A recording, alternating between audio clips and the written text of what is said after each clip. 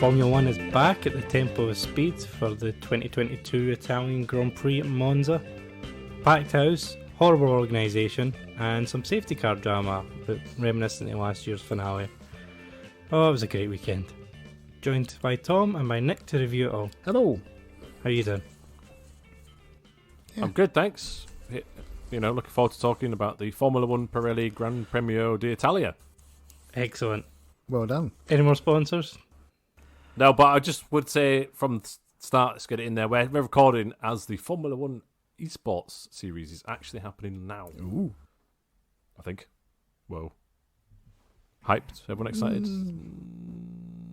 Yeah, shouldn't swear on the podcast. So, we're back at Monza this weekend. Bit of driver news, probably outside the weekend, so I think we'll cover that at the end. Mm-hmm. But going into Friday, we almost lost a driver. And Alex Albon. Albon had appendicitis, had to go to hospital for surgery. It was then announced after the race he was in ICU with respiratory failure. But he's recovering back home and aims to be back next week. So, best wishes to him. Indeed, yeah. But that did open the door for Nick De Vries to make his full debut for a race weekend. He's tested just about every car on the grid this year, but he's back in the Williams for the race, and I thought it was the story of the weekend. It was exceptional in that car. Breath of fresh air. It was really nice. For me, it was in qualifying. So first of all, you beat your teammate. I mean, I know we're not singing Latifi's praises that much, but still, come on. Yes. He's not even had 3 practice sessions in that car. No, that's He's obviously had one in Aston Martin. But it was in qualifying, actually, when... did he blow a lap in Q2? Yes, it would have got him into... Potentially. Could have got him into Q3, yeah.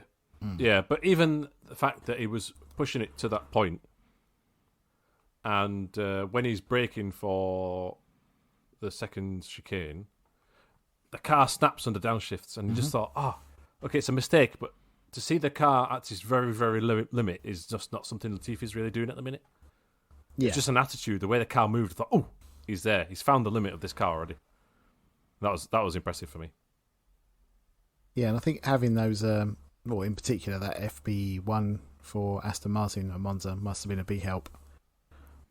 I know it's a totally different car, but it still gives you a bit of an eye in for a current car at this track. He's not going in completely cold. So which cars has he driven this year? It's every Mercedes engine vehicle, isn't it? Everything but the Mercedes. The McLaren, I should say. Ah, yes, of course. Yeah, I keep regressing for some reason, thinking it was a Renault power plant.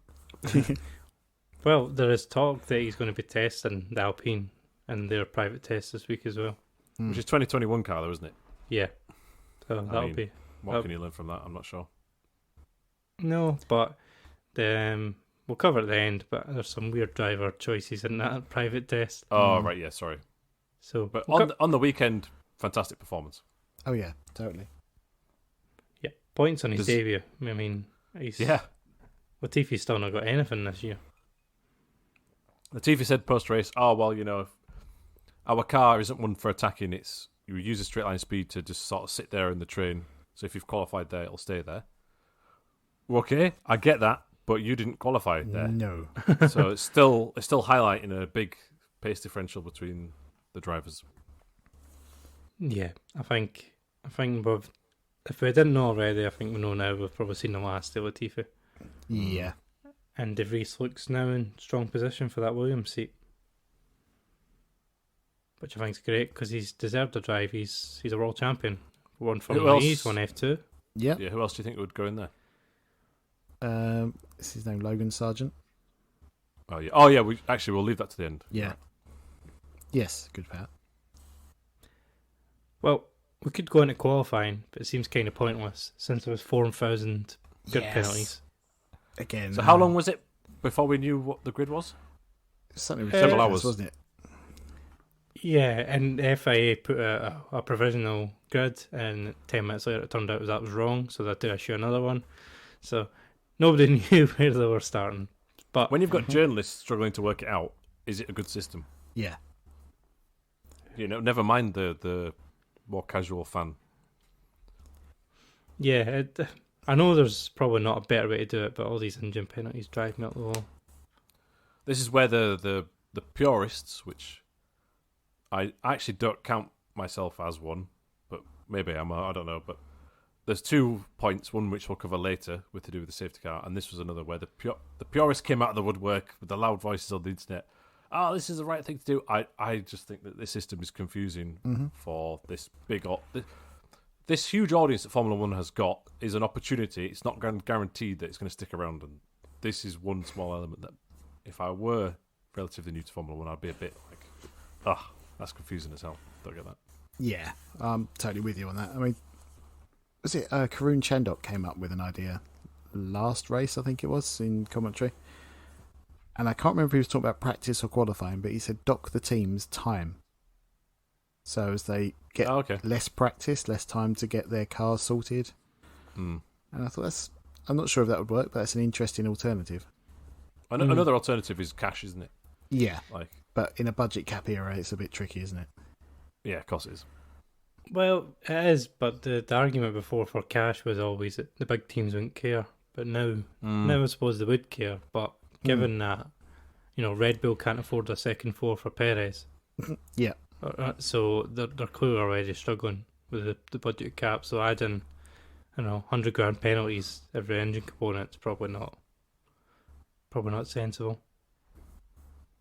Yeah. Okay, so what we've done there is flagged the problem, but we've not come up with a solution. Correct. And I hate the word solution. And that was a whole sentence of business talk there. maybe we think for another episode what we would do. We are not the ideas people. We are the criticism people. Yes. We are the people that constantly come with problems and not ideas. Absolutely. We're the reviewers. We're not the creators in this instance. So the news for qualifying, De Vries beat Latifi, and then Leclerc took pole from 2 tenths and a half from Verstappen. But none of that mattered. So we end up with Russell starting second, Norris was third, Ricciardo fourth, Gasly fifth, De Vries on his debut 8th, and Latifi started in the top 10, which must have been nice for him. Yeah. The number of people tweeting about a potential McLaren win at this point was biblical. They were all extremely short-sighted. Yeah. Yeah, and short-lived. Yes. I mean, if about 20 seconds into the race I tweeted, this will be an easy one for Max then. And at that point it was just like, oh my god, he's passed 3 cars already. I'm not even finished the first lap. So, which race was it recently that he won that wasn't Zandvoort, where he started from further down? Spa. I think he started 14th. Spa, yes. Did we not learn from Spa? Yeah. It wouldn't shock me if he won every race now to the end of the season, to be honest. But yeah. Fun championship. But anyway, the start, Russell got a really good launch, but Leclerc managed to keep the lead. Norris gets a horror start and he drops down, I think, to 8th or so. It was a bunch of places. It's kind of clean into turn 1 for Monza. There's a little bit of bumping. Bottas shoves Magnussen across the curbs, and then Schumacher bumps into the back of Bottas, but there's no real damage. Magnussen got a penalty for that because he gained an advantage, so he got a 5-second penalty for skipping that chicane, which I thought was a little bit harsh considering he got pushed, but he didn't give all the places back. He still dropped back, which is a bit. I thought it was a wee bit harsh, but yeah, and I think that's down to the team as well, isn't it? They should be telling him where he should be. Yeah, I did find that if you watch the best on board, you're on board with Ocon, and he's the one on the radio saying that Magnussen's gained the advantage, whereas Ocon wasn't really that close to him during it, so I thought it was a wee bit strange. Ocon enters the corner ahead of him, though, doesn't he? Oh no, it doesn't. I don't think he does. Well, kind of. He's. I think he's alongside Schumacher and Bottas, but the Haas. I think Magnussen's slightly ahead of him. So that's why I was a bit confused. He didn't really lose out to him, but it was flagged. He got a penalty anyway, 5 seconds. I think Hamilton was extremely timid here. I think he was. What did he start right at the back anyway? He started in 19th. Yeah. Yeah, so final row. And when they come around to the first corner, he runs wide. He's really trepidatious. And then he's extremely slow over the sausage curbs, which Russell, of the same curbs in the same car, just flies straight across. Yeah. And he's fine. So I get it. It's a long race and he doesn't want to get caught in any imbroglio. But I think he loses a lot of time, actually, at the start. Because his rejoin's extremely slow. What did you think of the defence from Leclerc on Russell? Fine. Yeah, I thought it was fine. It pushes him off, but he's got the inside line, he's ahead, so he's got the right to do that.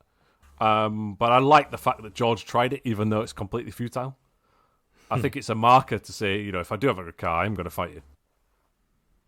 Even if you're on home turf, I'm still going to try. Yeah.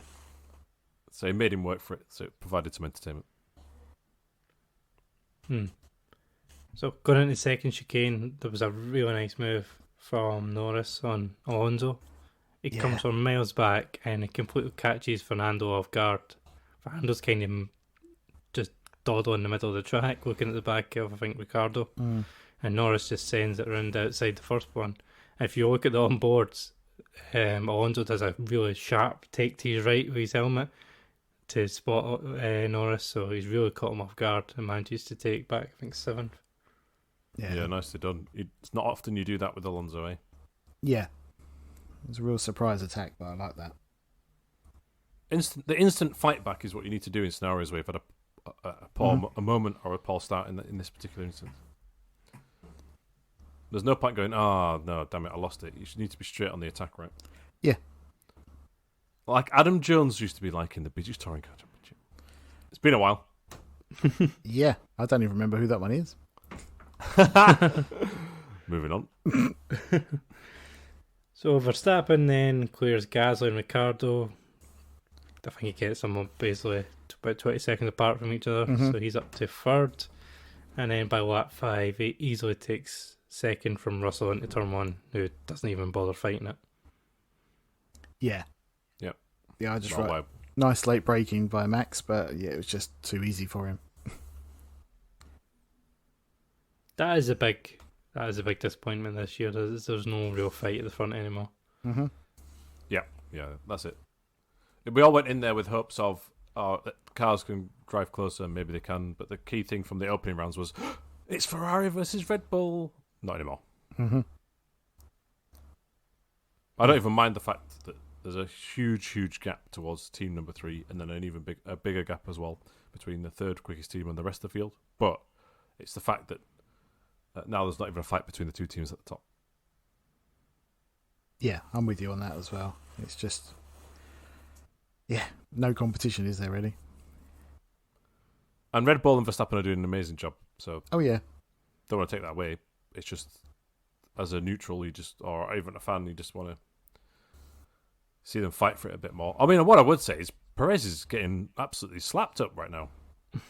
I know you were saying there that the cars aren't equal because of the budget cap and stuff with the upgrades, but is that correct? Yeah, he's got a different spec for than Verstappen. He's nowhere near. Yeah, I mean, how much difference that makes, I don't know, but I can't imagine it being more than 10th or 2. How did he finish behind Hamilton in the race? He did, didn't he? He, I think he was 5th and 6th in the end. Fastest lap, but still. Maybe they pitted him. I don't know. That's weird. No, but we didn't see him fighting too much. And he had a little battle with Sainz first couple of laps. Sainz got past him, and then after that, Carlos was gone. I think he made up 8 places in 6 laps. Yeah, so the gap between Perez and the Ferraris even shouldn't be this big. I would say that he had his brakes on fire, didn't he? So he did. Maybe that hampered him. He did, yeah. But it's been a couple of rounds now where the gap's too big. I think if it was old Red Bull, he'd be sacked. But he's got a 2-year contract, and they don't care as long as Max wins. Yeah. Conspiracy theory time. Maybe he gets all the nice upgrades and the full team support and the power up when the constructors, or the teams and the drivers' titles wrapped up. Maybe he wins the final 2 races of the season. That's a prediction. There we go. Yeah, I could see that happening as well. As a little thank you. Yeah, as a little, all right, you've done your job by just playing that take it easy, get to the end points roll. Now you can have fun. We'll see. We then get a VSC. Vettel parks up with power issues. I think he should retire now. Because that looks a miserable experience driving that Aston Martin. Was forced off the track a bit by Stroll at one point as well. Yes, he was. That was a bit rude. For a teammate battle, anyway. Didn't Seb do that to Stroll at Spa, though? So Yeah. 1-1. They're not very polite to each other anymore. No. Well, why would you? Yeah. So there's this VSC, which then brings Leclerc in. The stacked on the softs, went on the medium. Far too early, really. Do you think that was a But- good time? I can see why they did it, because if they didn't, Max probably would have. But at this point, I thought Max would win regardless of what happened. So Yeah. True. this is one where I don't blame Ferrari for taking the gamble. I think they would get blamed and lambasted more if they were more competitive during the race, right? Mm-hmm. But then I think maybe just the VSC came at the wrong time for them, Oh, yeah. just because they were on the soft and they had to. You can't go too long on those, and if you restart after VSC with worn tyres, I don't know. Yeah, you're right.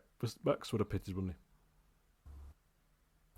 Yeah, for once, for once, Ferrari, it's not your fault. he? I've got It a was- question for you both about Ferrari, though. Yeah. Do you think we hear more of their team radio clips because it's a story at the minute? Oh, definitely. Do you think Liberty Media is hamming it up a bit? Because I don't hear Latifi's strategy calls. No. It's We only hear Ferrari's, right? FOM, isn't it? Oh, yeah. I think, which I can't remember what that stands for, but Formula One management. thank you.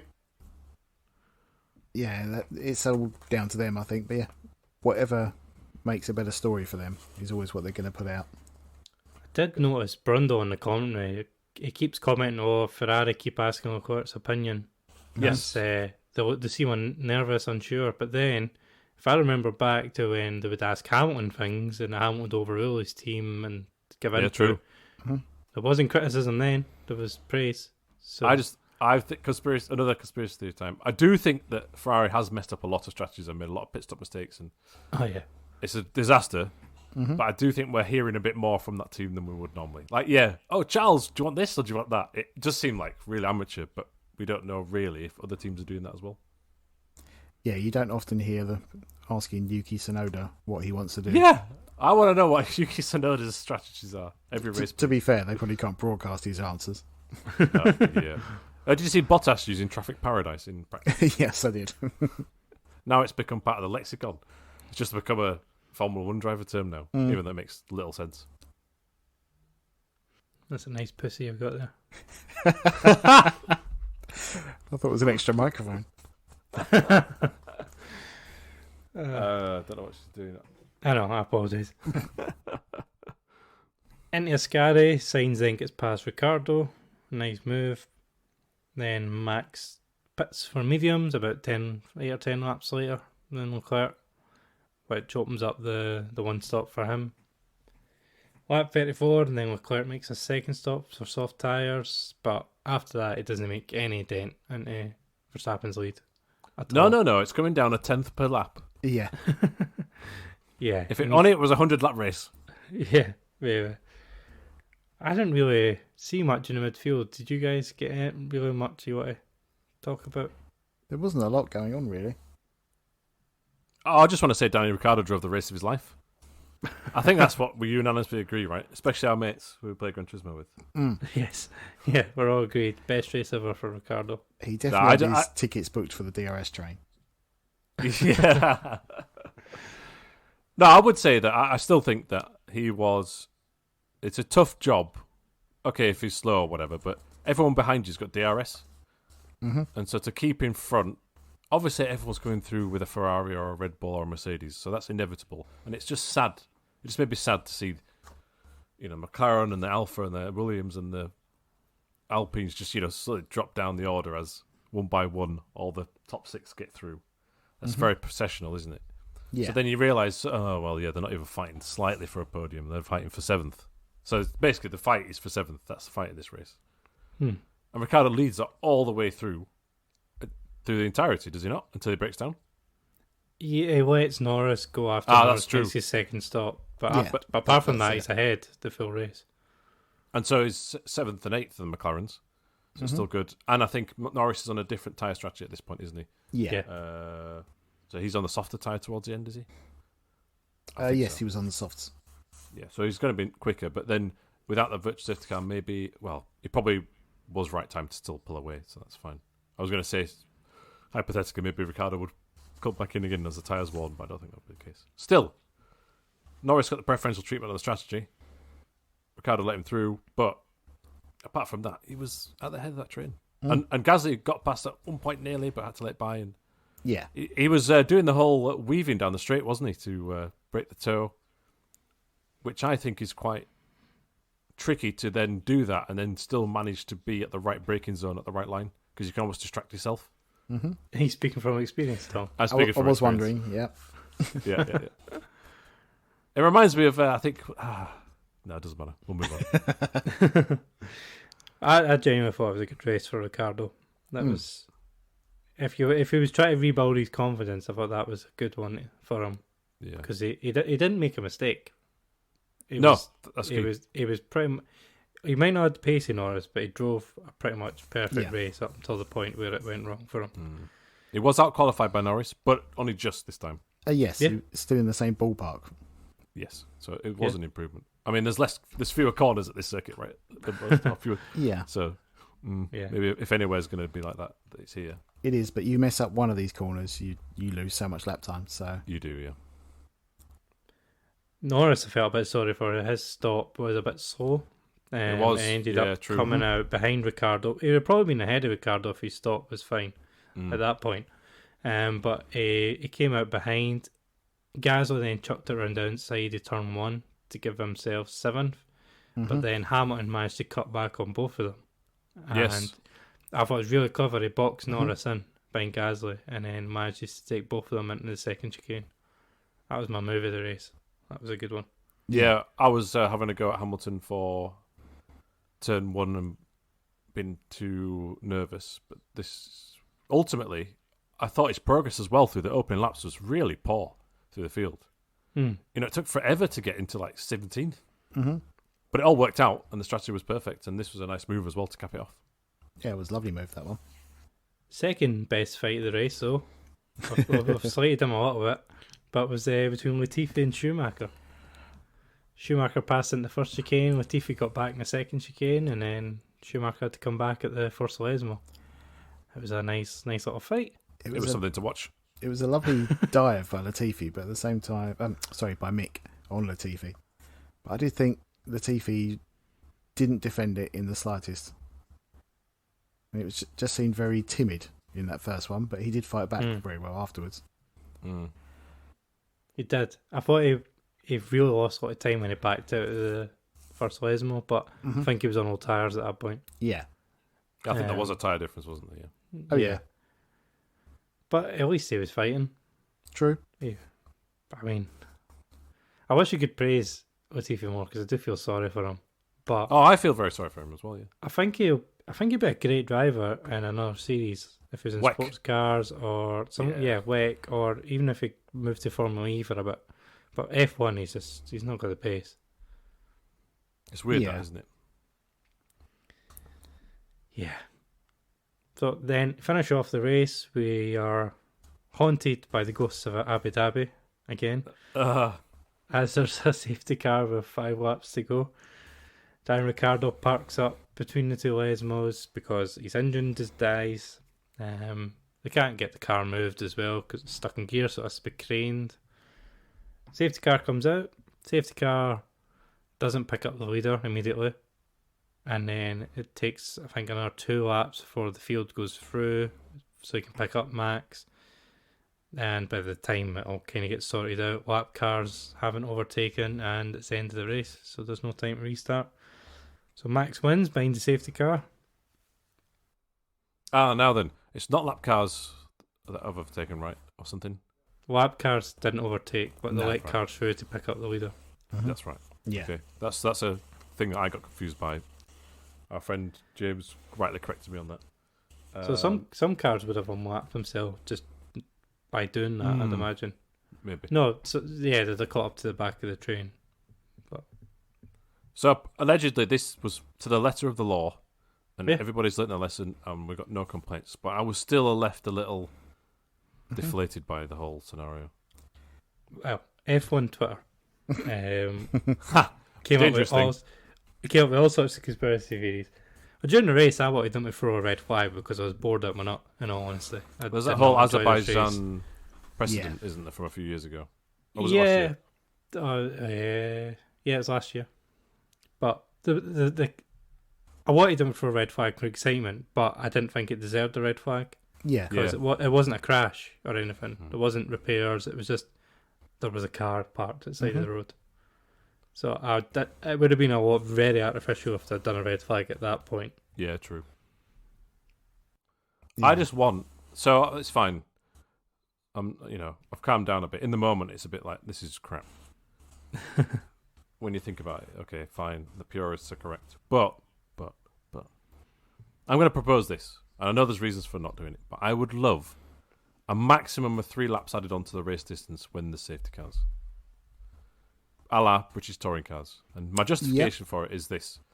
In this scenario here, the car was actually cleared, so all you needed was another 1 or 2 laps on the race, and you would have got a finale. I don't think it's too cheesy like a red flag. It's not like a competition pause like they would have in America or something. It's a well-known system with British touring cars. The big thing I think people would complain about is the amount of fuel in the cars. But if everybody fuels their car with 2 or 3 extra laps,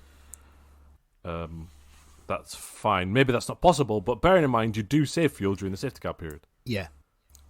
So if you put a limit of, calculation, it's going to be a maximum of 2 extra laps added because of the fuel tank size and etc., etc. Bear in mind that you're going to save some fuel. I think that's a workable solution for next year. I think so, and I think it has been brought up before, and the argument was to do with fuel. But I'm sure, like you say, Of course it was. there Yeah, is cost fuel, blah, blah, blah. ways they can get around that. Yeah, but you save fuel in the safety car period. Maybe it's a thing where it's mandated that you have to have the 2 or 3 extra laps.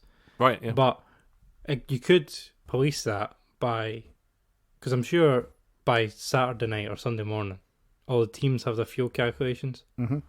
So they know what's per lap. So it could be a case of Sunday morning, you have to give us your fuel calcs, and whatever it works out per lap, we add that on to, and that's your minimum. You almost don't even need that. If you run out of fuel, tough, it's your own fault. Yeah, there's that as well. Have you ever seen anyone run out of fuel in British touring cars when they do safety car laps and add laps on?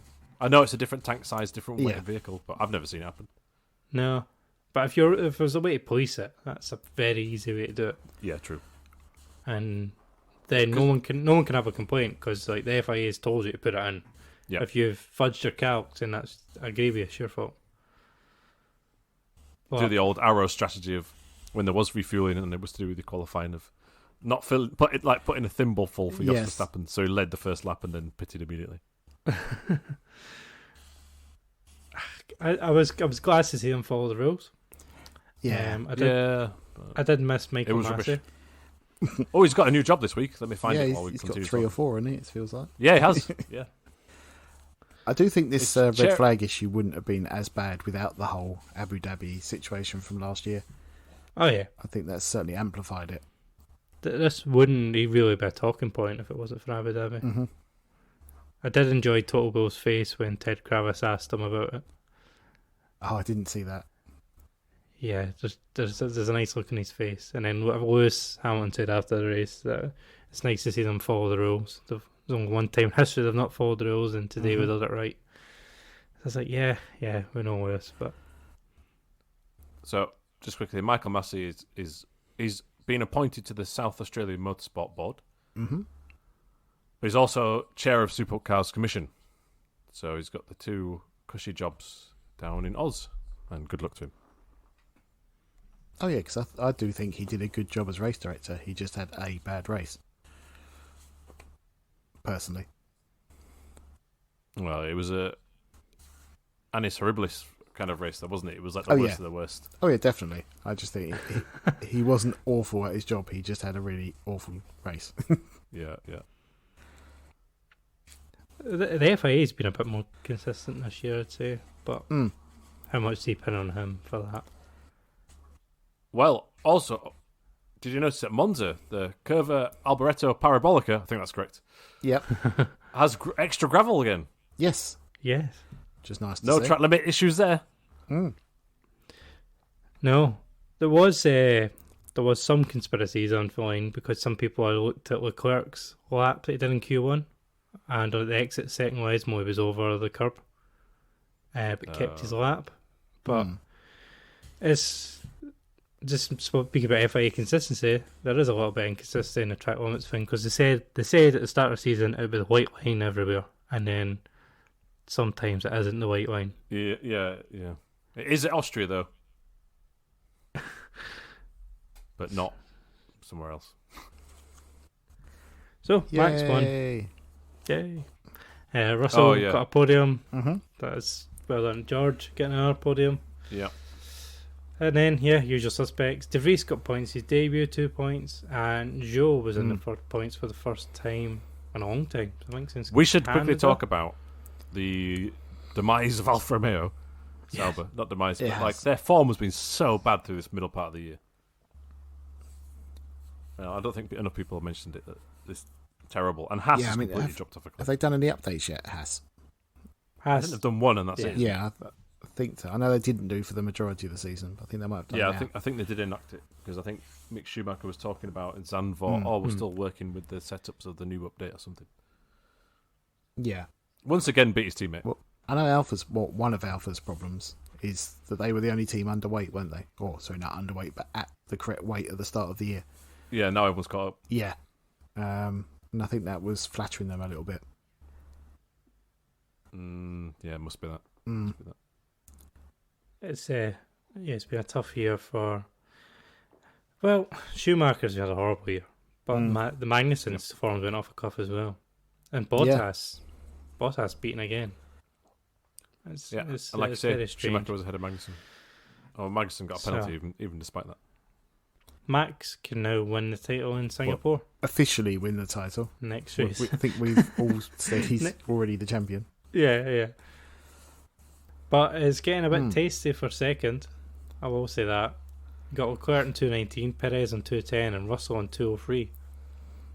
So George is he's hanging in there. He's chipping away, and he's closing in on Perez. So I think there's every chance he finishes third this year. Oh yeah, definitely. And I still think, even though they got outscored this week, I still think Mercedes will finish in front of Ferrari. I don't. But no. I just think Ferrari's car is too quick. But they've got to cut out these mistakes, that's for sure. Yeah.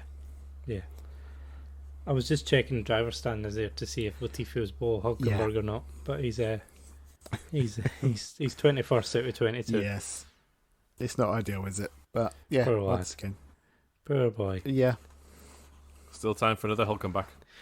Well, funny we should mention Hulkenberg. It looks like he's going to Haas. Strongly linked. Oh, I won't go that far. He's strongly linked to be the replacement for Mick Schumacher. Well, Steiner's said he's on the list, but but so is Giovinazzi, right? Yeah. So's Jack Villeneuve, isn't he? I think Hulkenberg, that's a great signing if Haas do make it. Did you? I think it'd be great, but just a slight tangent, and we're already running long. But did you see Jack Villeneuve was having a dig at Ricciardo, saying he had 2 terrible years at Renault? I think he actually did all right at Renault. Yeah. Smashed his teammate. He had a poor 6 months at Renault, I would have Yeah, said. he got up to speed, yeah. Oh, Jacques. I mean, I clicked the link, so it worked. Oh, yeah. Yeah. I'm struggling, though, to make a case for Alpine taking Ricciardo back. I'm struggling to justify why they would. Well, apparently Hulkenberg's on the list of candidates for Alpine as well. Yeah, and De Vries is now. In fact, everybody is. Alpine's like, we're open, everybody. Not like we're desperate. Well, the Alpine's test. But by the way, we've got a history of terrible management. Do you want to come drive for us? Yeah. Yeah. Well, Alpine's test this week is Nick De Vries, apparently, Colton Herta, and Jack Doohan, I believe, in their private test. So Colton Herta, apparently, they're trying to give him basically experience so that Gasly can get let out of AlphaTauri. But Herta's just not going to get the super license points as things stand at the moment, unless he does something on the off season. So it's looking hard for him to get over. I don't really understand why Red Bull are so obsessed with him, if I'm completely honest. But they look not when they keen. have juniors. Yeah, they've got decent junior drivers. Mm-hmm. Why? I don't know what the rush is for Colton here to get in, unless they're lining him up for a Red Bull drive. I mean, I've never I can't help but think Liberty's paying. Yeah, there's a big push for an American F1 driver. McLaren this week are testing Alex Polo, Pat O'Ward, and someone else. I can't remember who now.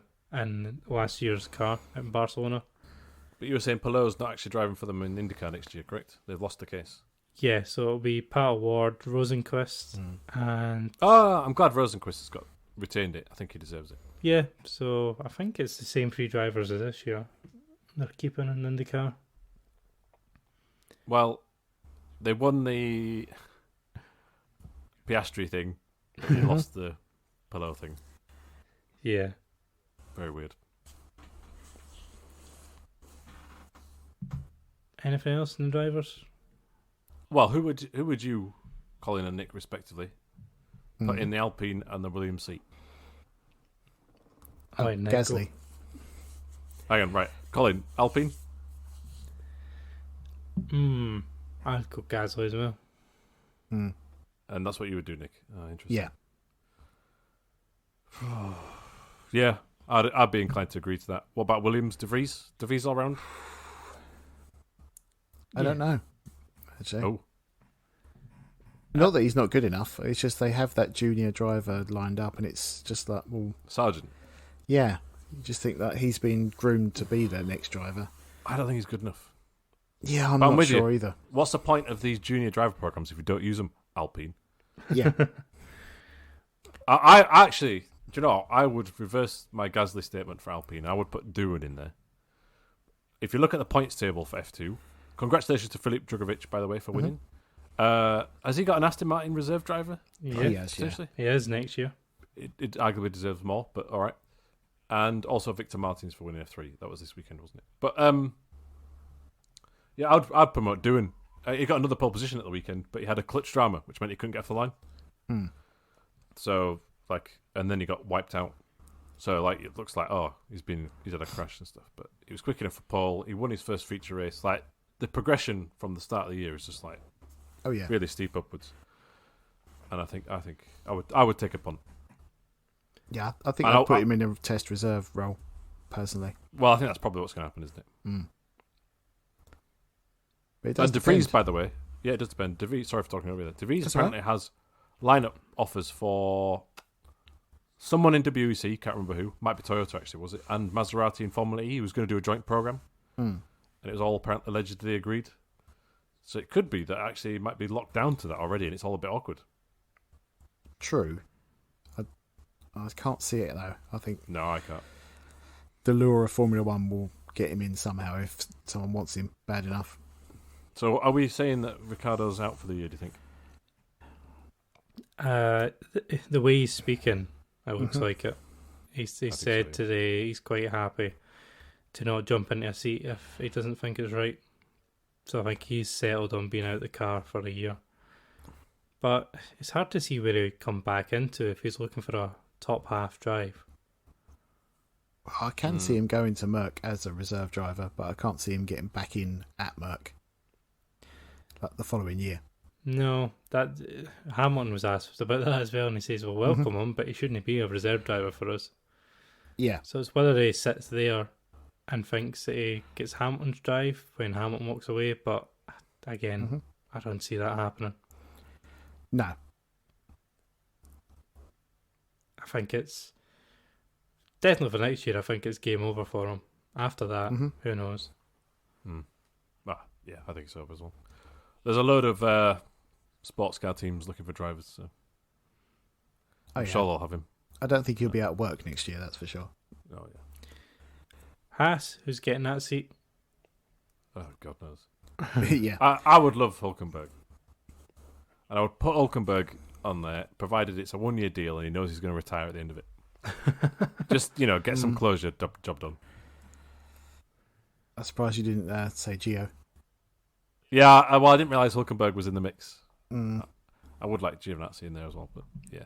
Hulkenberg, because, just get that podium and retire. Yeah, in a Haas. Well, it could rain at Monaco. You never know. Yeah, very true. I'd like to see Mick stay, to be fair. Oh, yeah, true, actually. It doesn't really seem like it's going to happen, but I think he's done enough. I think it'd be a big shame if Mick Schumacher's never on the Formula 1 grid again. Mm-hmm.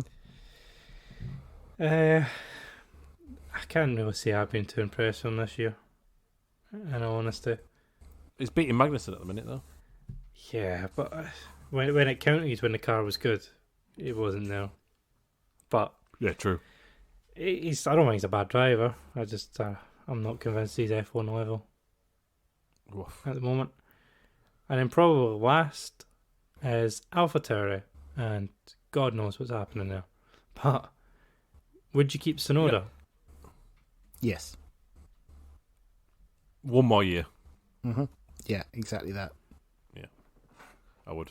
One last They chance. don't really have anyone sparkling coming up Mm-hmm. Red Bull at the minute, so Have they still That's got... is Deruvala signed with them? yeah, Liam Think Lawson so. as well. Drew Deruvala's not good Lawson, enough. I think, is the only one Yeah, ready who could go in. I'm with you there. Well, inconsistent year in F2, but when he's shone brightly. Is Teo Pourchaire, is he signed for Sauber, isn't he?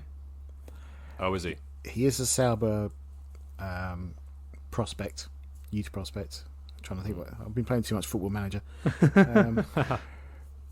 But Hey, it's coming to PlayStation soon. That I might pick it up. yeah, that would be nice.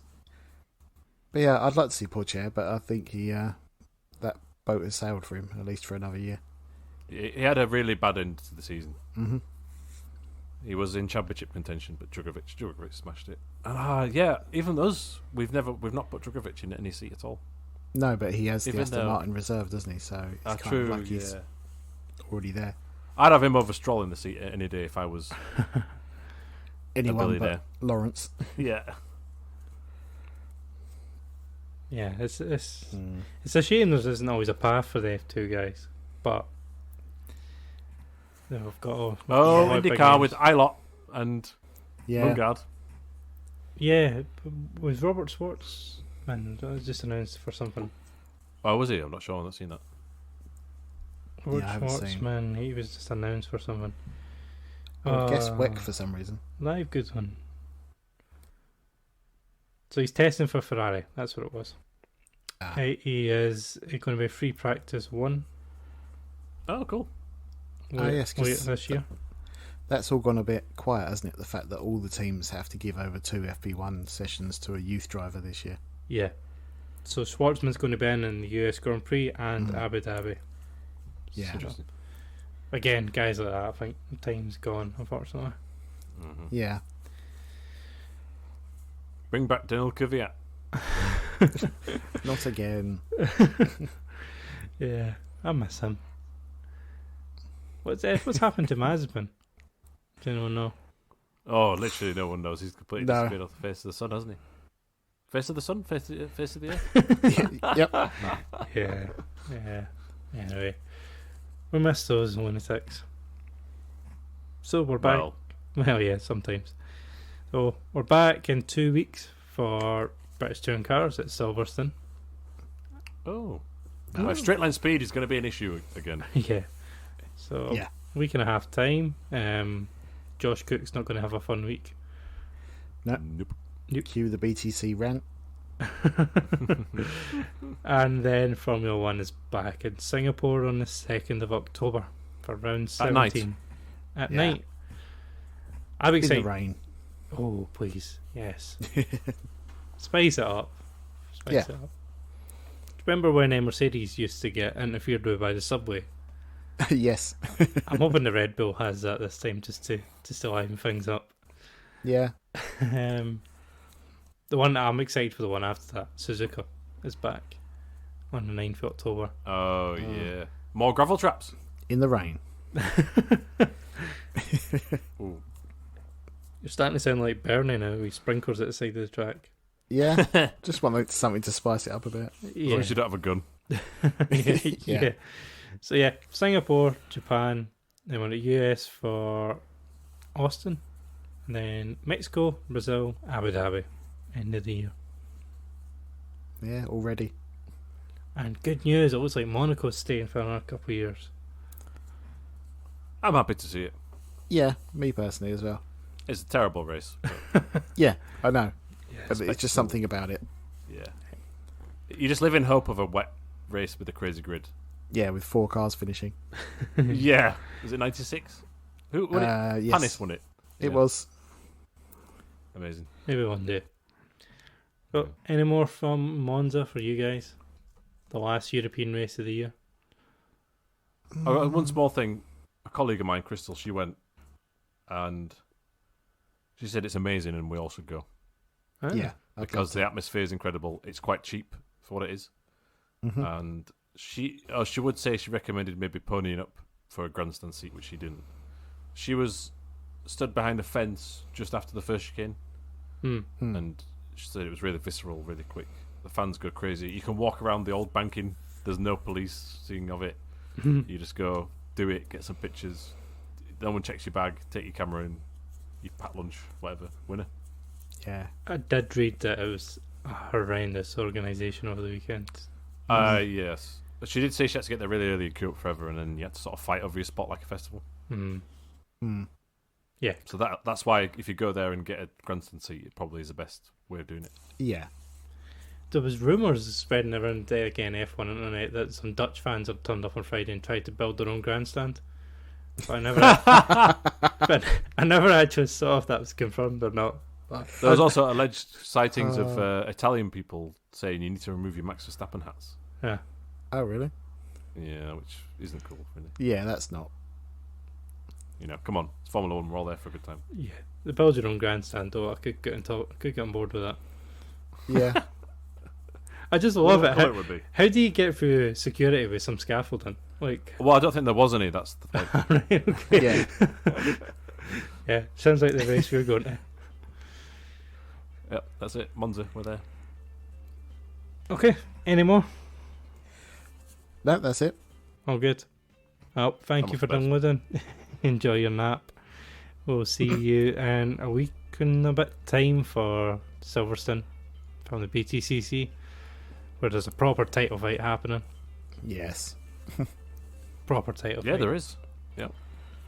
So, enjoy your week off, and we'll be back with that. We'll see you then. Arrivederci or Arriva Bene, whatever. Arriva Benny. Arriva Bene. Whatever it is. Linguini. Bye.